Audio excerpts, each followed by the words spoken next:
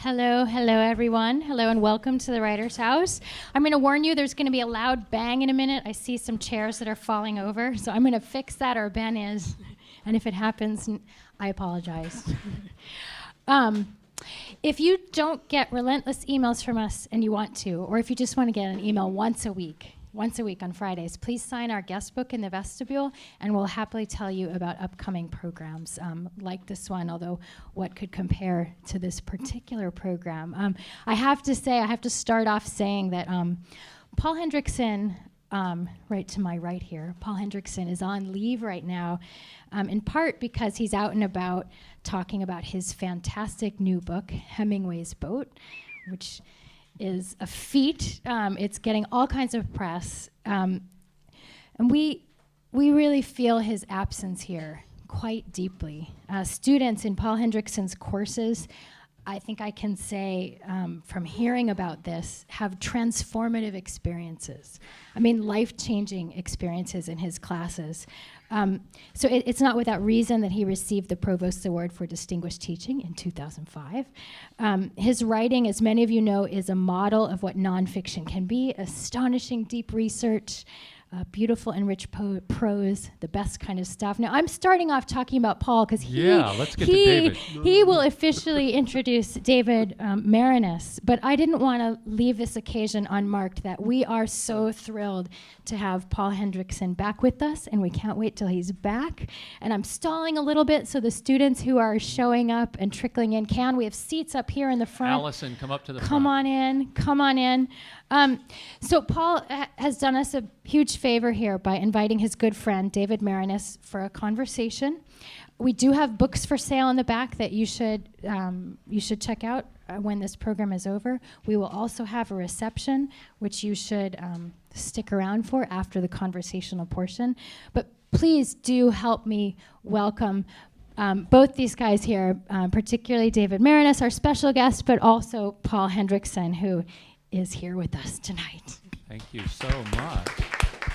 Jessica, that was unnecessary and surprising, but I will take it. Thank you very much. I didn't know you were going to do this. I don't have to say my name again, but I will. I'm Paul Hendrickson, and we do want this to be in the nature of a conversation with give and take, and both casual and intense. I think if we do it right, we think we'll probably go an hour plus, an hour 10, hour and a quarter. The back part of it, we certainly want you to come in with your questions. That might be the liveliest part. This is being streamed on the World Wide Web. Jessica affirmed that a moment ago, and so to any of you out there in Indiana or Indonesia, welcome. I want to return the favor and just say something about Jessica, and then I'm going to talk about my great friend David Maraniss. I want to talk about Jessica, but really about this Writer's House. Jessica is one of the breathing spirits that makes this house hum in a way and pulse in a way that I don't think any other place on campus does. And it's just not Jessica, but it's the entire staff that works so hard to bring these events into this beautiful little woody and maybe ragtag space. I think in this fevered room that I like to think of it, I have seen Mailer and Didion and Doctorow and Albee and McPhee.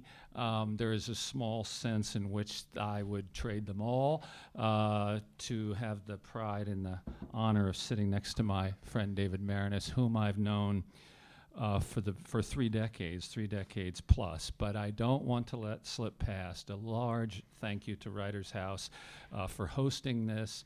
Every one of these events is always special. This little woody place on the upper end of campus has been such a powerful, repository of so many dreams and efforts. Every term that I have taught at Penn, I've taught at least one class here, and that goes back to this spring, the winter of 1998, and I'll be teaching here again in the spring. I have been off, and I've missed all of you. I see a lot of faces out there that I know very well, and I've missed this room. David Maraniss. David and I have known each other for more than 30 years. We overlapped for 20 years, roughly, at the Washington Post. The truth is, we were mostly hallway acquaintances in those years. He was a national writer. I was a feature writer in a different part of the buildings. We would have conversations now and then. The Post in those years was this gigantic ocean liner of about 800 editorial bodies. It's only been in the last decade since I've been up here at Penn, and David has remained in Washington as an associate editor of the Washington Post, but really working mostly on his own, producing these marvelous books. It's only in this span of years, this last decade, that David and I have become quite close and share many, many emails, and we had a couple of hours this evening to walk around and talk to each other face to face. But the emails about the travails of writing, how hard it is and how you never quite get it right, and it's all about magnificent failure. You've heard that expression, you documentary students, the heroic failure. You keep trying to get it right, and that's, I think, a lot of the essence of our emails. David has just finished a large book about Barack Obama. He told me in my office a while ago that at noon today he emailed the, quote, final version that'll go into copy editing. I say quote because I think he will be changing things until the last minute. This is a remarkable book, and I do not say this as just PR in front of our guest. I have been honored to read the book in chapters. If there are lots of Obama books that have been published, I said this to a few of you in an email, I think this is the one that will put all of those on the sidelines. It's the full Obama story, all the generations and destinations on both sides of the family, how this person, against so many odds, seemed to become the man he has become, the miracle, the improbability of Barack Obama, and not just the black man becoming president, but all that he came from. So this story, and David has reported it out in every one of these places, Africa, Indonesia, Hawaii, Kansas, California, Morningside Heights, and so many points in between. A few months ago, he went to Indonesia on the world's longest flight, Newark to Indonesia, 19 hours. And he said he just needed to do that and to convince himself that he had given the final mile to reporting this story. He told me in an email over the weekend that he wrote his last sentence on this book, the final sentence, Saturday night. So there is some sense of completion for him being here, and I'm sure we'll end up talking a little about the Obama book, but there's so much to talk about. One of his books, it's a collection of a lot of his newspaper pieces and magazine pieces, is called Into the Story. Can I tell you a quick story, an Into the Story about David Maraniss? He invited me up to Broadway last winter to see Lombardi. Lombardi was one of the long-running plays of last year's theater season. It started in the fall and was the only play to make the turn into January. That play, Lombardi, which stars Dan Lauria, remember him of the Wonder Years, the dad in the Wonder Years? Well, he plays Vince Lombardi. That play is based on this book, When Pride Still Mattered. And Vince Lombardi was this iconic, great flawed, beautiful American who coached the Green Bay Packers. I'm telling a lot of you what you know. The Green Bay Packers start on television tonight at 8:30, and David wants to see some of that. They play a huge game tonight against the Vikings. But David invited me up to the Circle in the Square to see Lombardi with him, and we sat side by side in the theater, and I couldn't help noticing him out of the corner of my eye, even as I was watching the play. I'm guessing he had seen it 30 times by then, 40 times, I don't know. It was as if he was seeing it for the first time, and I saw him mouthing lines, I saw his wide-eyed expression, I saw the big grin. He was enjoying it like a schoolboy, and I'm thinking at first, well, of course, this is some writer's ego. That's my book, that's my play, I'm on the Great White Way.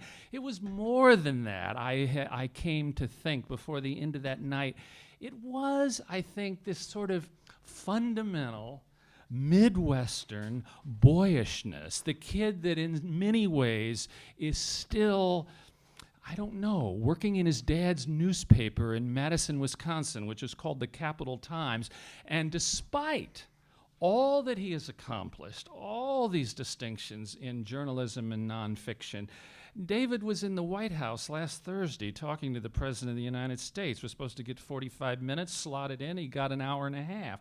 For all of that, I think there is a sense, it seemed key to me, to his character, that for all this sophistication, for all this accomplishment, there remains at heart something really sweet and kind of innocent.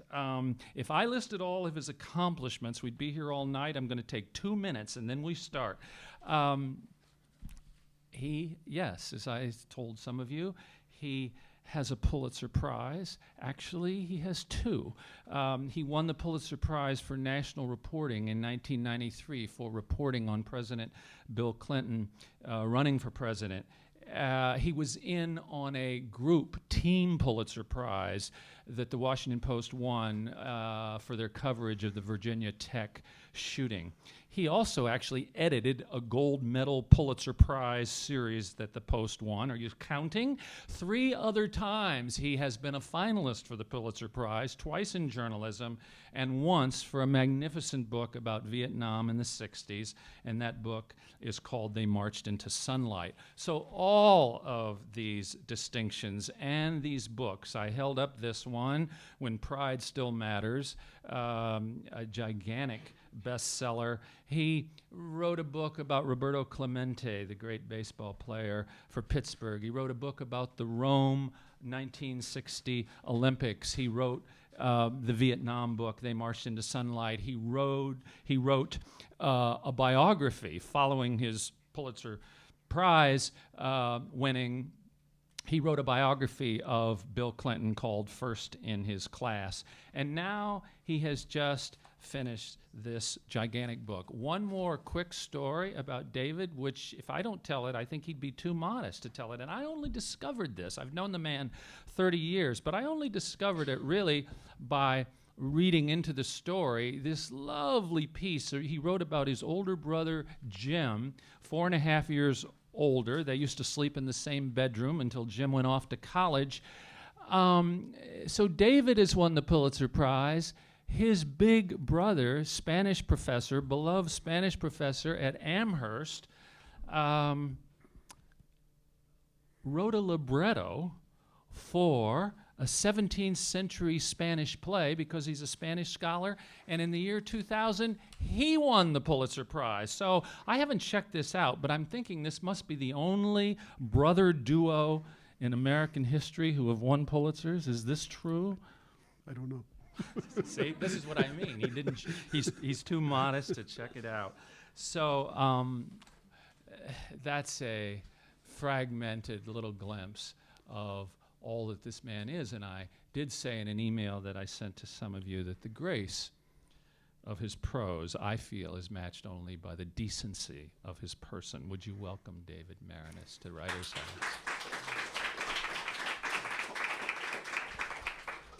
You exhausted? I am exhausted. I have an Well, thank you. inhaler in my pocket, and David has one in his.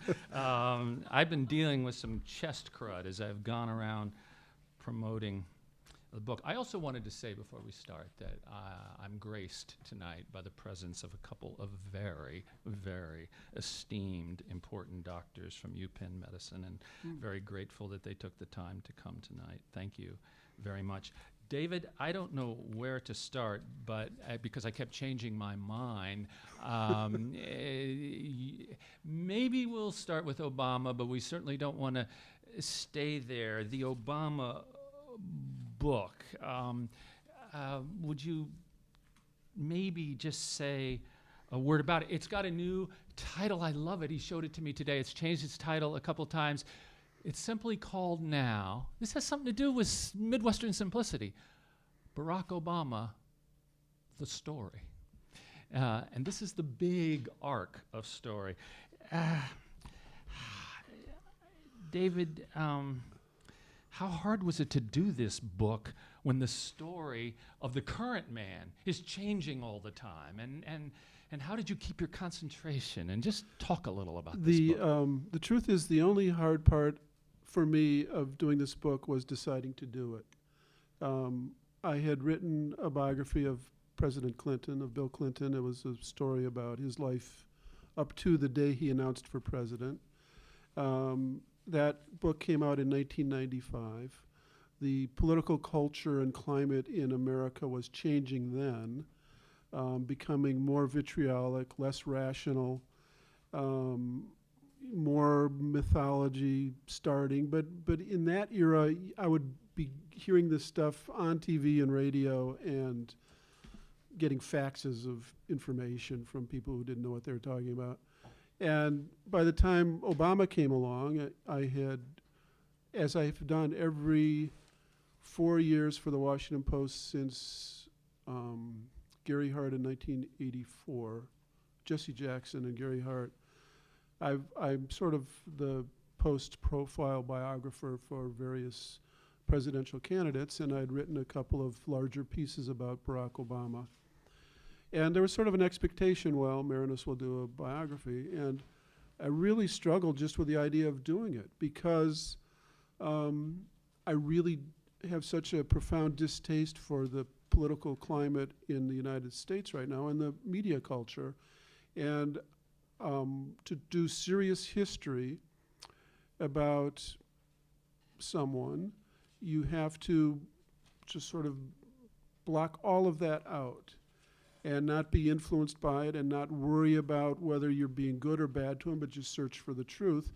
And I knew that whatever I come up with, it'll get thrown into the maw of this crazy world right now. So it was, well, do I want to do that? Do I want to go through that again? And in the end, I decided that I owed it to myself to do it, and that the pursuit of truth and of the story is in itself worthy. And I can't, just as I have to block out the culture when I'm reporting it and writing it, I have to block it out in the end as well. So that was the difficult part for me. I've always approached, I've done biographies before. Clemente and Lombardi were dead when I wrote about them. Both of them died early, which makes it even easier in a sense. You don't have to deal with the afterlife of someone after their most important years.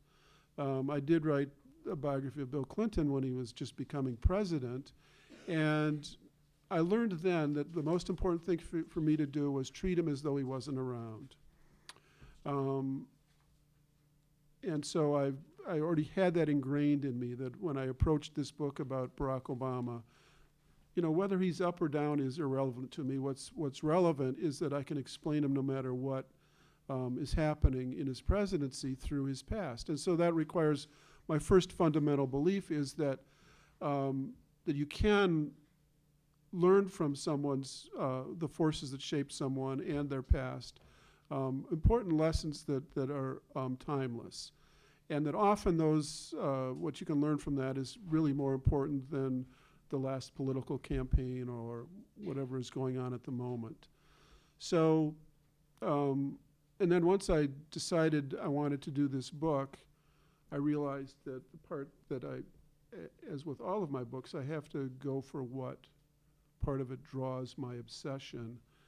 And in this case, my first obsession was just this simple thought which carried through the entire book, which was the incredible randomness of this human being and what he achieved.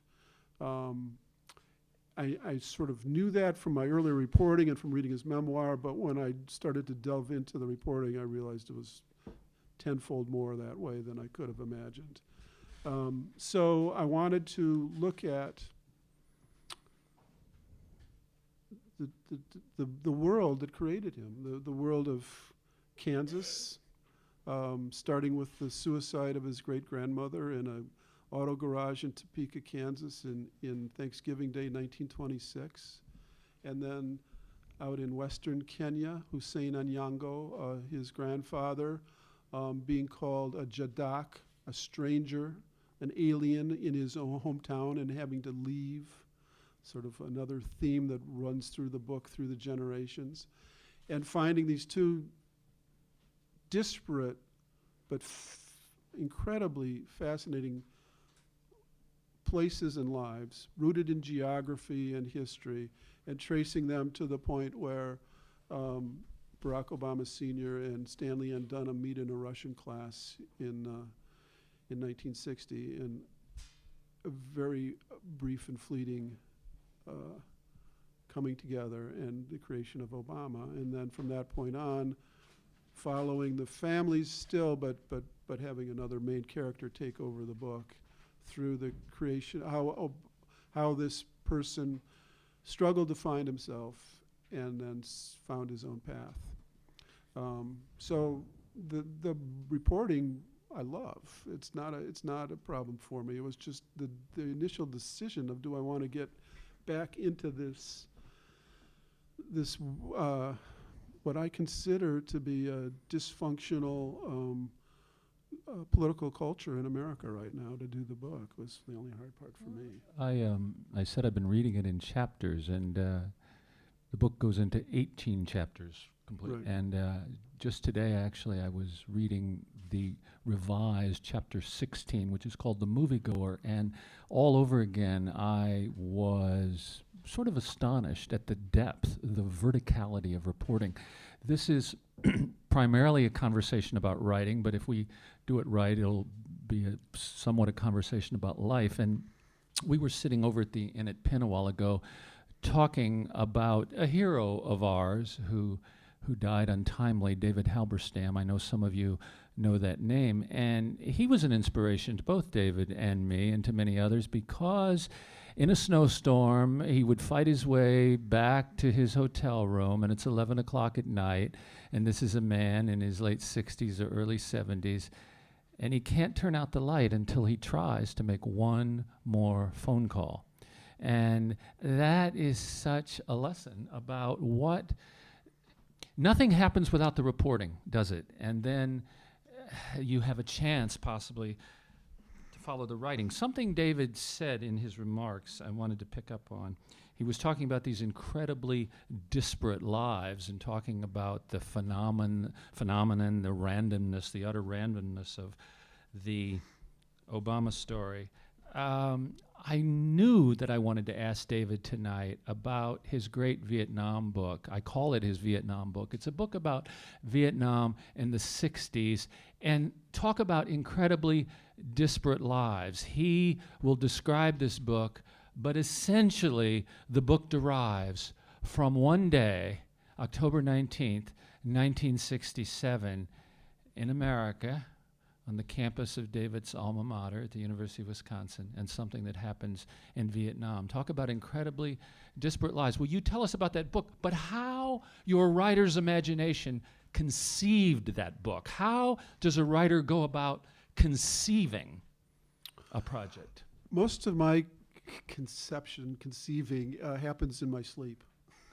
I mean, literally, I work out almost all of the problems in my books and even the initial ideas of my books in some subconscious or semi-conscious state, which is, for some reason, incredibly productive. But that book had a slow gestation. It evolved from first the notion that in my previous books, whether they were about Bill Clinton or Vince Lombardi, two incredibly different people, when I came to the parts of those books that went through the Vietnam era, I realized I slowed down and researched more deeply and was interested in sort of tangents and so on. And because that is my era, I mean, I'm in the We're kids part of the baby 60s. boom. I got to the campus in 1967. My high school class was the largest one, and Vietnam. There were strikes at the University of Wisconsin campus every semester that I was there. Most of them over Vietnam. So I thought, well, at some point I should write a book about that era, and so that was my first thought. Then my second thought is, well, there's fabulous literature about Vietnam. What could I offer that's new, or in any way? And then I thought, well, there's great literature about Vietnam, not such really great literature about the anti-war movement. You got Mailer's Armies of the Night, but that's Mailer, and that's all you need to say.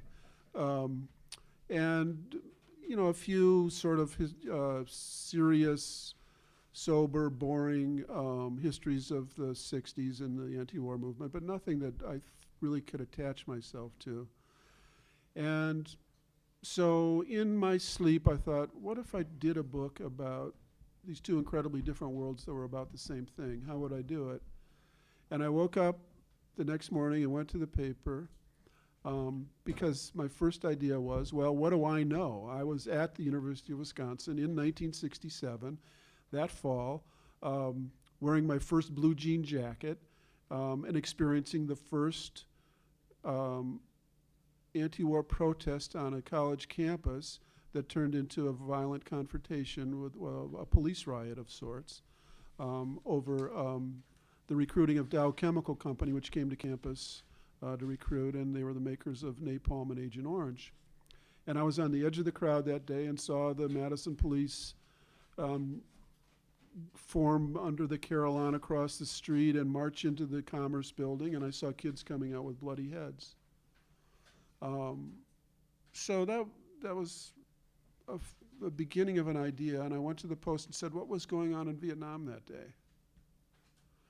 And I found a little 3-paragraph story about a battle. And the only reason it was 60 men were killed in this battle, 60 American soldiers. But the only reason it was even a story is because 2 well-known people were killed. One was the commander of the battalion, Terry Allen, who was the son of a famous World War II general, terrible Terry Allen. And the other was an All-American football player at West Point named Donald Hollader. And so I had the idea of juxtaposing this battle with the protest at the University of Wisconsin. And I could see the structure already, and I also saw the one potential flaw of it, which is that people would say, well, there's no moral equivalency between men losing their lives in war and kids protesting and getting their heads bashed. And as a matter of fact, the first person to raise that with me was David Halberstam. He said, don't do it. And I ignored him, and I'm glad I did. I mean, I listened to him, but I thought he was wrong, because if I just were to write another book about this battle, it just would have been another book about a battle. But it was by merging them, interweaving them in the story, that I was able to get soldiers who'd never paid any attention really except for hatred of what was going on in the United States, reading a book about, that half of it was about this, and so many people who had been participants in the anti-war movement finally sort of identifying with the soldiers who were what they were doing at the same time. And it was only because of my ability, or my attempt to weave those two together, that I could create what I wanted to do, which was to show the commonality of the human experience, even in very different circumstances. And so once I had that concept, I just went to work, and everything flowed from there. It's a magnificent book. It was a finalist for the Pulitzer Prize. And yeah, there is this incredible interweaving, and at the same time, this contrapuntal Right. effect. So it's very cinematic. It goes back and forth, and and both sides get their incredible due. And talk about the deep reporting. David went to Vietnam with one of the key figures of that battle and walked those fields with that man. And you could imagine him running down the soldiers who were in that battle stateside, long out of the army, and interviewing them in depth and telling their story in a powerful way. It wasn't quite enough. In the same way that this past fall, when the Obama book is almost finished, he still had to go back to Indonesia on that 19-hour flight. So that's the kind of thing I think that separates. Moving to another topic. Let me tell one more story. Sure, about absolutely. that. Because for the young writers in here, one of the key figures in that book is a man who was a first lieutenant in the battle named Clark Welch. And he's sort of a Jimmy Stewart type character, and he survived the battle, but many of his young soldiers were killed. And after the Vietnam War, he basically went into hiding for about 30 years in the hills of Colorado. And he was afraid that some loved one of his young boys, as he called them, would find him and say, "You're responsible for the death of my loved one," even though he fought heroically in the battle. And it wasn't his fault. He tried to talk the commanders out of it.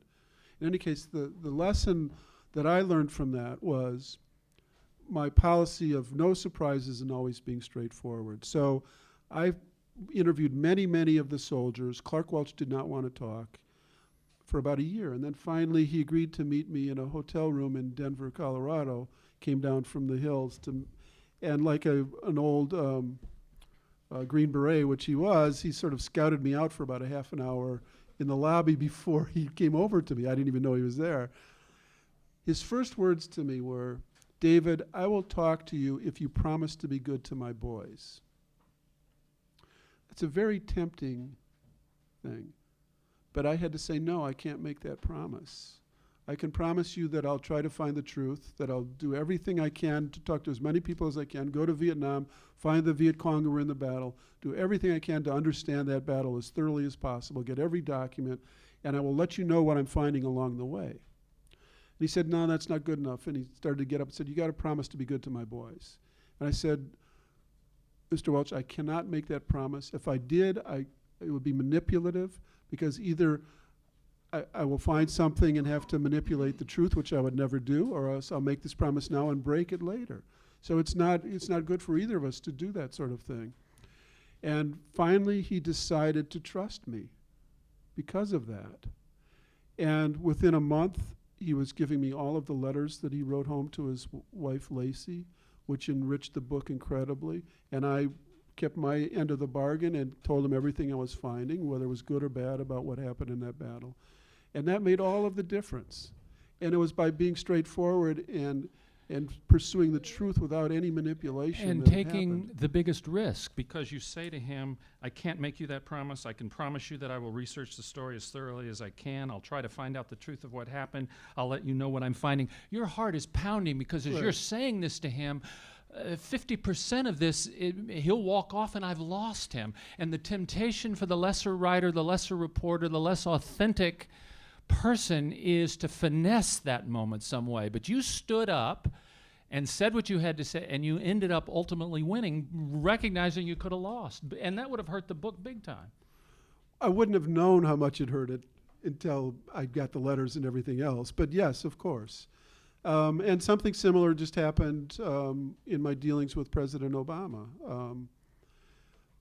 I have a lot of information about Barack Obama's life, and I know more about him than he, and I know more about his family than he knows, but I know a lot about him. And, I've been pushing to get an interview for a couple of years, and it finally came right as I'm finishing the book, which was fine because in some ways, as you'll learn if you ever do a biography, the subject is the least important person to talk to. And you don't ever want to talk to the subject until you know as much as you can. So anyway, I'd been pursuing him for a couple of years. Finally, they agreed. And rather than going in cold, I sent to the White House the introduction to my book and a list of 50 questions. And those questions were a way of Obama knowing what I knew, much of what I knew. And that could have been dangerous too, but in fact, he's a very serious person. He spent the night before, he has a whole file of things to read for the next day. He read my introduction, he read the questions, he knew what I knew, and rather than hurting me, that helped. He was much more forthcoming and understanding that I was serious in my endeavor and not trying to blindside him in any way, which happened to him once already this year in a book called Confidence Men about his economic team, where a guy came in and interviewed Obama and then trashed all over him. So it was the only way that I know how to do it, and in almost every respect, it's the most, not just the most honest way to do it, but the most productive. Yeah, it's not only the most moral way to do it, but I think if you're straightforward, people want to know where they stand, and people want to know the truth. And if you, in the documentary project class, the kids have heard this so much, I tell them you're entering into a bargain with this subject that you're going to be involved with for the entire term. You can tell them no lies. It says somewhere in the Bible, be innocent as a dove and wise as a serpent. I think that is also a good idea for a writer. Ben Bradley, our great beloved editor at the Washington Post, said to me once, Hendrickson, you don't have to tell them everything, but be absolutely honest and straightforward. And I think we stumble around with our authenticity and our awkwardness, and they're picking up on that we wish to be as honest as we can. There are two more subjects I want to cover fairly quickly, and then I want to ask some of you to help participate. You've already picked up that David is so conversant with the Washington story, with presidents of the United States, writing powerfully about politics. But this whole other part of him loves to write about sports, iconic figures in sports. Roberto Clemente was this great baseball player who died on a humanitarian mission to Latin America, and he wrote the book about Vince Lombardi, and he wrote a book about the Olympics. I wanted to try something out on you, and maybe I'm all wrong here, but I wonder, besides the fact that you just are a lifelong lover of sports and played sports, a shortstop, I think, when you grew up, is sports... I mean, in the Lombardi book, I heard somebody say that Lombardi transformed football into a metaphor for the American experience. But I think the question I really want to ask you, David, is sports writing a way, or transcendent sports writing, for you personally, to get out of the insularity of Washington, D.C., to get outside the Beltway, and in a sense to keep reclaiming your own roots? Definitely, in many different ways. I was right. Even in the most prosaic way, or which was, I was writing the Lombardi book while Bill Clinton was dealing with Monica Lewinsky. And because I had written the Clinton biography and I knew a lot about him and could explain him and was trying to explain him in a rational way rather than a political way, I was on television a lot, unfortunately, for a couple of years. And I can't tell you what a relief it was to go back home at night and write about the Packer sweep, which is a play, iconic Packer play. So it was a relief in that sense. It was definitely a way of getting away from Washington, which, even though I've lived there for most of 34 years, I've never really taken to. So, for example, even the beginning of the Lombardi book, it happened. It was 1996. I was covering Bill Clinton's re-election. I was on the campaign plane for the last 2 weeks, watched him shake the last hand of the last person he would ever shake as a candidate for president of the United States. It was a janitor in a building in Sioux Falls, South Dakota. It was the last night before the election. He was flying back to Little Rock after that. And I watched him shake every hand that night, and I was the only reporter with him still when he shook the last hand, which is everybody else had left the building. Clinton couldn't, this was his last campaign. So anyway, so I get done with that. He wins re-election, and a week later, I was just exhausted, tired of Clinton, tired of Washington. I turned to my wife and uttered the loving words, "How would you like to move to Green Bay for the winter?"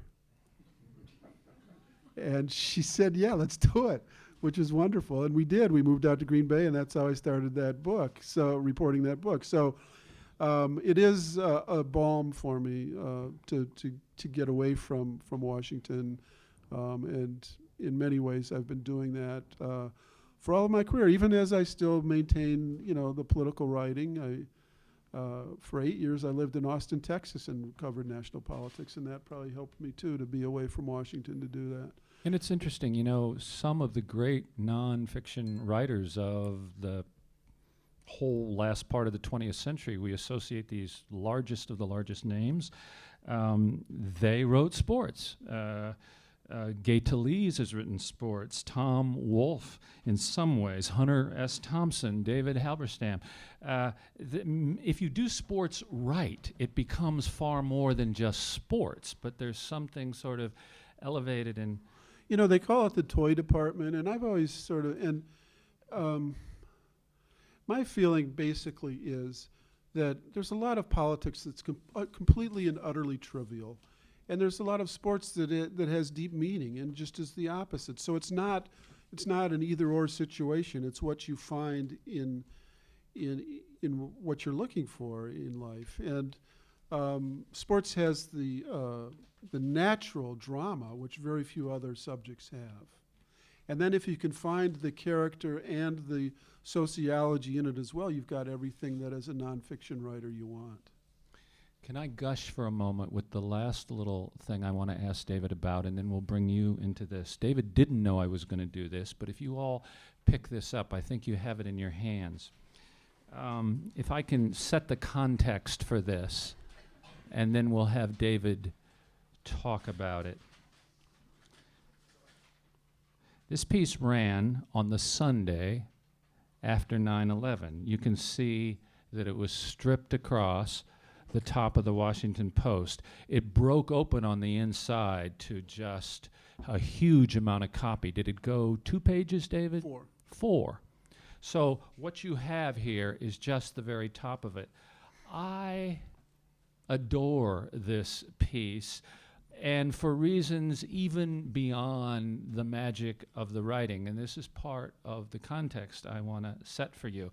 And I purposely did not ask David about this, and he'll correct me on the specificity of the facts, but I think I've got most of it right.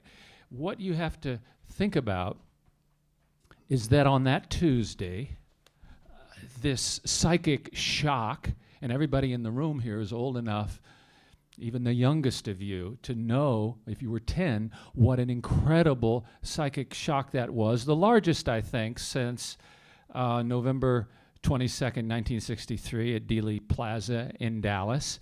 And by the time Sunday comes, just 5 days later, millions of words have already been written. The weight of the Washington Post, you might say, is on David Maraniss at this moment. And I think the executive editor, David will correct me if I'm wrong, Leonard Downey, said to him sometime early that week, "David, you're the guy. You're our guy." And so David is out reporting this that entire week, but 15 or 20 or more reporters are doing their own reporting, funneling all this in, these files, these reams of copy. And I think this is part of the legend that's in my mind, and I want David to correct me. I purposely didn't want to ask. I think you didn't start writing it until that Saturday. Is that right? The day before? No, I couldn't do it Saturday because that would be. It had to be done by by Friday night. When did you? I started it at 6 a.m. on Friday Okay. morning and finished it at 8 Friday night. So there's a 12-hour marathon. But talk about a running story. Because people are still filing. And I couldn't have done that. David, one of David's geniuses is this ability to do the running story and not cave under that pressure. What I think is so brilliant about, and you just have the top of it, of this piece, you can see it. I think, and David said this, that two themes were brought to bear. This was his vision of what he might do. One, how ordinary our life is until it's not. Sort of makes me think of Joan Didion's great line from not the current book that's out about the death of her daughter, but the previous book, The Year of Magical Thinking, and the line is, life changes in the instant. But I think the first theme, David said, that he needed and wanted to get down was how absolutely ordinary life is until it's not. And the second, and it factors in here, it connects with that, is this odd mix, this queer mix of banality and horror. So how in the hell, with 1 million words having already been out there, more than 1 million, and the Washington Post being arguably the second or third or fourth best paper in the world, and all this weight is on this man, how are you going to do this? And I think the way he solved the problem was by showing us the utterly ordinary within the extraordinary. And if you just look at the readout there, Steve Miller ate a scone, Sheila Moody did paperwork, Edmund Glaser boarded a plane. And he was able to pick out the deft little ironies that had the weight of their own neutron bomb when a guy gets on the plane and says, "Hi, hon, I made it." And somebody else has an old tabloid headline propped up at his desk, "Die, you vile scum." Millions of facts were coming in. Tell us how you didn't cave under the pressure of that piece. I was, I was on leave from the Post when it happened, and I remember being at home in Washington. We'd just gotten back from Madison, where we live in the summers, and my wife and I were watching it on TV as the plane, the first plane hit, and I called the Post and said, I'm back, and I'll come in and answer phones or do whatever you want. And so I went down to the paper, and within an hour, Leonard did come over and say, You're the guy. You're the guy. I'd been trained to write that kind of story for many years, so it's something that doesn't frighten me, but, if you feel the pressure, some. So the first day and a half, I just was reporting. I wasn't even thinking about how to put it together yet. And then Wednesday night, so I started a Tuesday morning reporting and knew that we'd have this world-class group of reporters in New York and Washington and everywhere else helping me. But I was just doing my own thing, trying to find different people and survivors and parents of people who were killed and so on. And then Wednesday night, in my sleep, I came up with actually the three things. One was the ordinariness of life until it's not. And they all come together. The other, you're right, is the banality and the evil. And the third is to make the reader feel like they're there. That's the one. Those three things will not change. Everything else in this story is going to change because there'll be more and more information coming. But if I can build it around these three universal themes that will last, then I've done something worthwhile. Would you read a few paragraphs of this to us? Me? You're You. a better reader than No, I no, am. read. Oh. Read to us. There's a John Updike quote I love so much, and I tell it to my kids. Updike said that what he really wanted to do in his writing was to give the mundane its beautiful due. Yes. So listen. A few minutes before 8, Tuesday morning, the day had broken clean and clear and sweet on the East Coast. Summer was over mentally, if not officially. It was time to get to work, and people were up and at it. The saddest and most relentlessly horrific day in a modern American existence started in the most ordinary ways. American Airlines Flight 11 had backed away from Gate 26 at Terminal B at Boston's Logan Airport and was rolling toward the runway for a 6-hour flight to Los Angeles. Edmund Glazer, in seat 4A, first class, heard the flight attendant instruct the passengers to put away their cell phones and computers, but could not resist punching in his wife, Candy's number anyway. He'd left her in the darkness of their Wellesley home and driven away in their black SUV. He was a top financial guy for a high-tech firm, and though business was tough, life seemed good. He'd lost 40 pounds. He and Candy were feeling close. He was on board. "Hi, hun, I made it," he said. A few minutes later, Steve Miller was getting off the subway at the Fulton Street exit in Lower Manhattan. The digital clock on the side of the Century 21 building read 8:09. He stopped at a deli for an iced coffee and a scone and moved on, passing a farmer's market. He made a note to himself, get back here later to buy veggies for dinner. Then into Two World Trade Center at the Liberty Street entrance, and up the elevator to the 78th floor, out again, across the lobby to another elevator, and off at the 80th, and over to his desk for Mizuho Bank, where he was a computer systems administrator. He was a married man of 39, thinking of starting a family, but not surrendering to middle age. On his 2 large computer monitors, he had taped a photo of Britney Spears and an old tabloid headline, "Die, you vile scum." And then read the next paragraph and we'll stop there. A red bag was draped over his seat, a survival pack that had been distributed to each of Mizuho's employees after the World Trade Center bombing in 1993. Inside, flashlight, glow stick, and a hood you can slip over your head to help you breathe. Miller sat down and took off his shoes, a new pair of brown leathers that he was still breaking in. He looked out at the glorious view east toward the heart of the financial district and the East River and the Brooklyn Bridge. The office's telephone systems manager came by, a spirited young woman named Hope Romano. "Hi, Hope," he said. And just leave it there. Just hi, Hope. Let us deal with the kind of savage irony. So many things just in those few paragraphs hit me so powerfully. You've heard the expression, God is in the details. Certainly my writing students hear about that. But it's the art of fact. It's the marshaling of fact. It's the knowing how to bring these facts to bear so that, as he said, the third thing, how can I make the reader feel he is there in that building or there in that seat? We want to hear from a few of you. Somebody surely out there has a question. If not, I'll call on somebody I know. Somebody ask. Chris Martin, ask a good question. Me? Yeah. Yes, Sam Sharf, ask a question. So you talked about it being best to treat a profile or biography subject as if they're not around. Yes.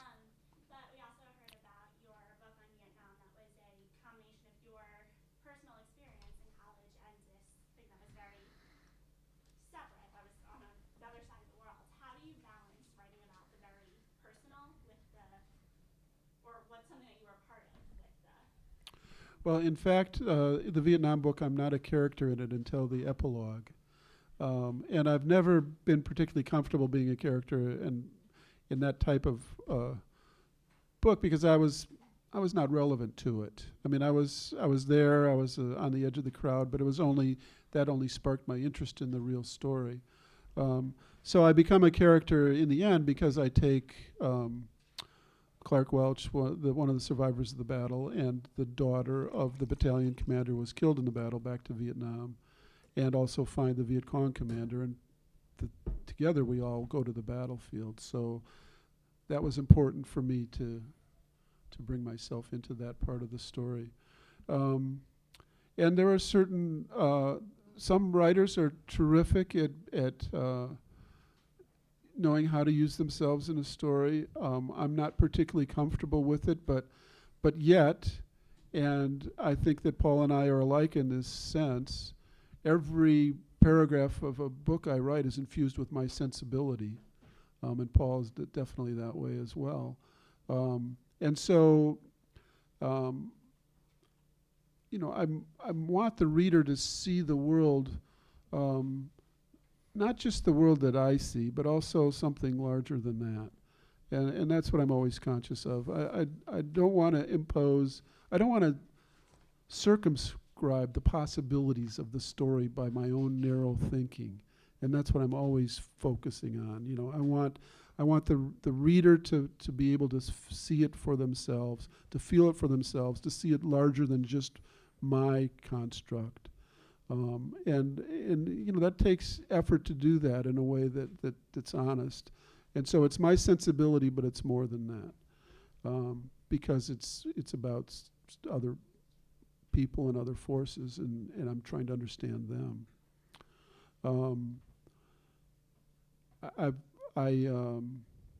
In my little book, there's more of me in that book than anything I've ever I was just going to say write. that. Yeah, there's a lot of first person. Yeah, I here. mean, there's a story about my brother. There's a story about my little sister who was a classical pianist killed in a traffic accident. That was very hard to write. This book is subtitled. I love this book. It's a collection of his pieces, A Writer's Journey Through Life, Politics, Sports, and Loss. And maybe the reason I particularly like it is because I saw you walked down stage, and Yeah. I don't think the Wendy story, his sister who died up near Ithaca, could have been any different. You had to write it so first person, and your story about his brother Jim, which is just such a loving portrait of his big brother. Is he still teaching on the faculty, or is he Oh retired? yeah, no, he's. As a matter of fact, when I walked into this is my brother. I mean, he's. There's a line in the book which is true, which is he's so laid back he's prone, but he. So I walked into the White House lobby on Thursday, and waiting to greet me is the Deputy National Security Advisor, who's a 31-year-old Amherst graduate who signed up for Iraq after 9/11, had been the captain of the football team, and he said, "Dave, I've been waiting to meet you. I had your brother Jim for Quixote, and I just love the guy." And so he, you know, anyway, that's my brother. This is such a loving portrait. It's called The Sensations of Jim. The Marinisses are Midwesterners. They ended up in Madison, Wisconsin, and David's father was the city editor and then became editor-in-chief. Yep. And both Maraniss brothers worked in their father's shop as cub reporters and other things, but it's just a really beautiful piece. I was going to read something from it, but I shouldn't. I should ask for another. Yes, now Chris has got her hand up. I knew you'd recover, kid. When you're pointed out first. So my question has to do with, it's kind of similar to something that Sam had mentioned, but when you're reporting on a biography or a profile of a person, like the one you just finished on Obama, and you said that before you interviewed Obama, you sent him the list of questions so he would know how much you knew. Mhm. How much periphery reporting do you do before you feel comfortable and confident that you really understand the person perhaps better than they know themselves? So you don't have to really. Well, I had the luxury of time, and to do a biography, you need that. So I traveled the world and interviewed several hundred people.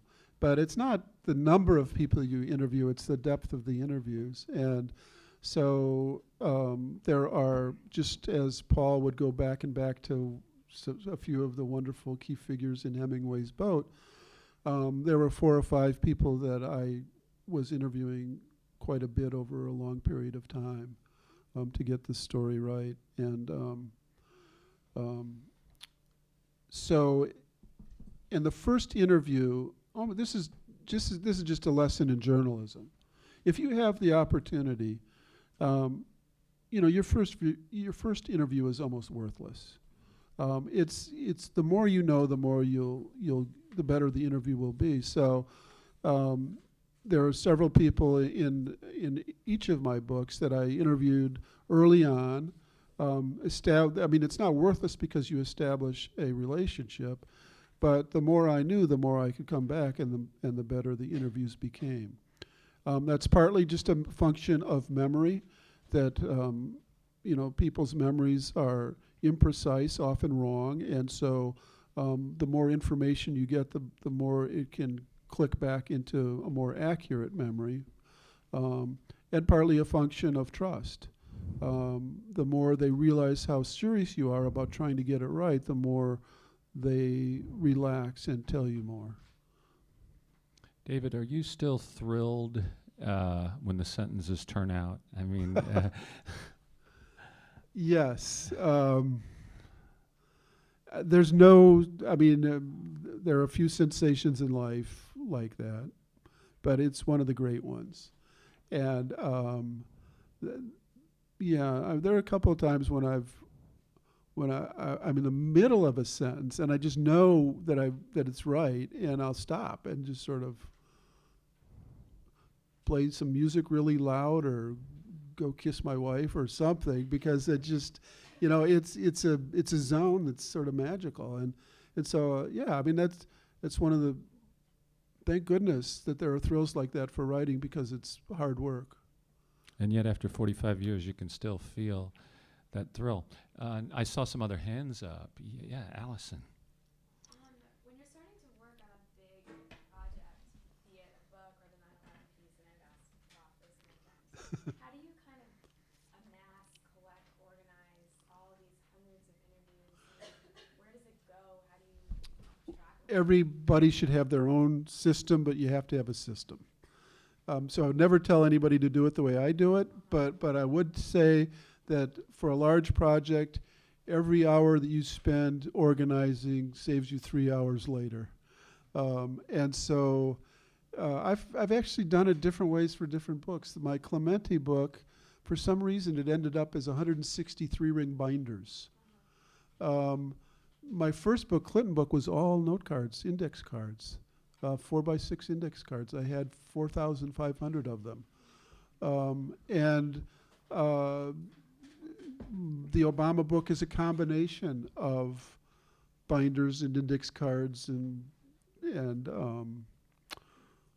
huge files. But well, see, that's why my answer to you is not valuable in that sense, because there are so many easier ways and more productive ways for people of your generation to do it than I would do it. David and I still like to go to libraries where you pull out the card catalog and hear that Right. that sound and then So, put it back in. so the only valuable part, there are other people that could tell you which software can do what. I'm not that. But all I can say is that the organization is crucial, and that where most people start to struggle is when they feel that their information is overloaded, their ability to grasp it. So I'm constantly both organizing and spending time thinking about what I've got, as opposed to just accumulating it.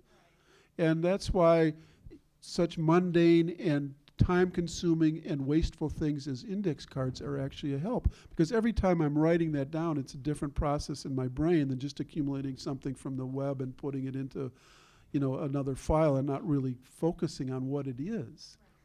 So whatever method you use, you should make sure that it has some tangible sense to it, so that it's not just in a box or in the ether, but it's part of your knowledge.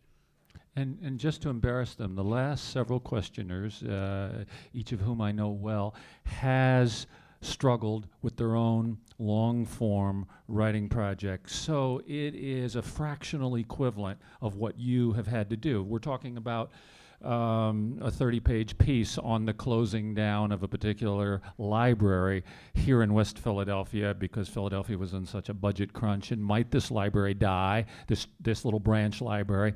And so Allison had a little fractional equivalent, and Kristen with an honors thesis writing about her family, and Sam with her, and she's going to mount a large project in the spring. These long, big projects, those of you who are destined to go out and become the next David Maraniss will just keep growing in being able to get those files organized some way. Just one or two more, and then we'll take the break. Dr. Fry. Yes, I was interested in your comment of absolute honesty with the soldier, that you wouldn't betray his voice. Is a writer or a journalist ever justified in deceiving the subject he's writing? Say that you're writing a criminal, you're talking about a criminal, and that you befriended him, and you can only get the truth from him if you act as though you're his friend. And I'm thinking of Joe McGinnis.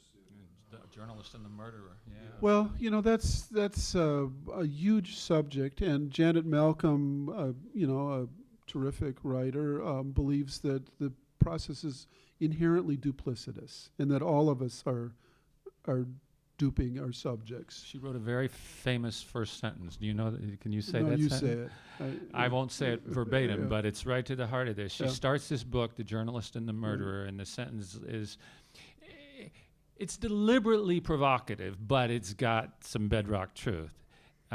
Any journalist who is not too blind or full of himself or stupid or otherwise stupid knows that what he does is morally indefensible. That's basically That's pretty much it. That's pretty much the sentence. Right.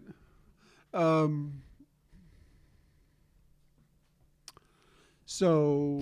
But you weren't. You weren't. You said to Clark, "I can't do that." Right. I mean, But what about a criminal here? I don't know. I honestly don't know what I would do in that I situation. love the honesty of that answer. Because I do think that there are situations where the social good outweighs, sort of superficial ethics. And luckily in my life, I've never had to confront one of those situations, and I don't know how I'd respond. But I think when it happened, something inside me would tell me which way to do it. Boy, that's a great answer. Something inside, some kind of moral antenna inside.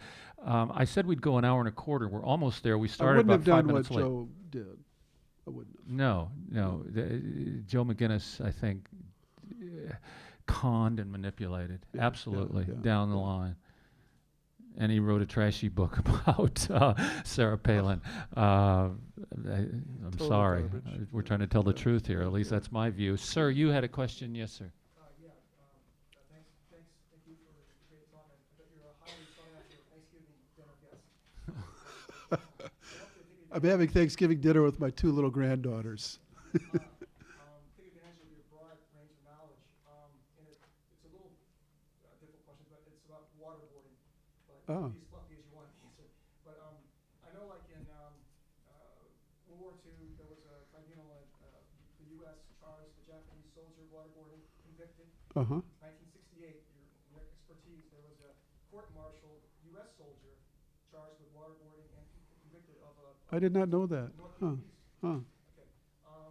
And now President Obama in April 2009 said waterboarding is torture. Right. But we've already known that. Right. So my question is, do you think we should look to the international courts, possibly the World Court in The Hague, for looking into these possible crimes against humanity and war crimes from the prior administration? And do you think when Obama says, starting April 2009, waterboarding is torture, is he kind of giving them in a loose sense a free pass, saying from now on, but you guys are okay in the last administration? Without sounding like a wise guy, why do you care what I think about that? Well, because you have all this different knowledge from all these different periods, the Vietnam War and these prior administrations. No, that's true, but I don't think I think that that's such a fundamental emotion for any of us that my opinion on it is no more valuable than anyone else's. And maybe I if mean, Dave- I think waterboarding is atrocious and should never be used. But my opinion beyond that, I don't think is any more valuable than yours. And if I could honestly. add to that, maybe we're talking about that in some sense, sir, in the abstract. And if David were embarking on a writing project about that, he he would he would find the characters in that story But I don't that think I would would solve do that it. dilemma. I would not do what Chris Hitchens did, though, before he sadly got sick, which was to get waterboarded himself. I didn't even know that. Yeah, he did. Yeah, and he wrote about it. It was just, no, he didn't. Let's take a couple more. Okay, a Yeah, couple yeah, more. yeah. Yes. I guess this is just probably personal to how you write in particular, but do you find that you write a story starting with like a sort of geometric or narrative structure and build from there, or do you find that the characters sort of shape like the structure of the story more? That's a great question. And so it depends on whether it's a character-driven story or a narrative-driven story with many characters. I'll tell you, I have a really great friend who also writes nonfiction named Rick Atkinson, who's written some wonderful books about World War II, and his outlines are longer than his books. I once taught a course where I had the kids read an outline of one of his chapters and had him explain it. And it's wonderful for him, but I could never do it. And so my outline would be maybe 1 page of a yellow pad, telling me sort of where I'm going to start the chapter and where I'm going to end it, and the Stations of the Cross along the way. And that's it. Because I don't ever want to lose the magic of writing. And there are, even as fact-based as my writing is, and as hundreds of interviews and thousands of documents, there are still times when I'm in the middle of a chapter and it's going someplace that I hadn't quite conceived when I started the chapter. And I'm sure that Paul's the same way. And so I don't ever want to lose that, because that's part of the magic of writing. So even though I have a structure, I'll use another phrase from another one of my books that's actually in my Lombardi play, which is the notion of freedom through discipline. I only want a structure that is disciplined enough to give me freedom within it. But I don't ever want to lose that freedom within it. I think the concept, you have the concept, and then you let happen what's going to happen. David talked about a lot of it happening in his sleep. I think that's key for all of you out there writing, but maybe even in other disciplines too. A psychiatrist said to me once, Paul, you have to trust your subconscious. And I think that's a powerful statement, because I think a lot is happening while we sleep. We're going to have a little reception in the other room, and we have some of David's books, these 2 books, if anybody wants to buy one, and he'll sign it. But would you please thank him so much for giving us this time. And Barack Obama, The Story, will be happening at a bookstore near you next summer. Thank you so much. You okay? I'm fine. I got better as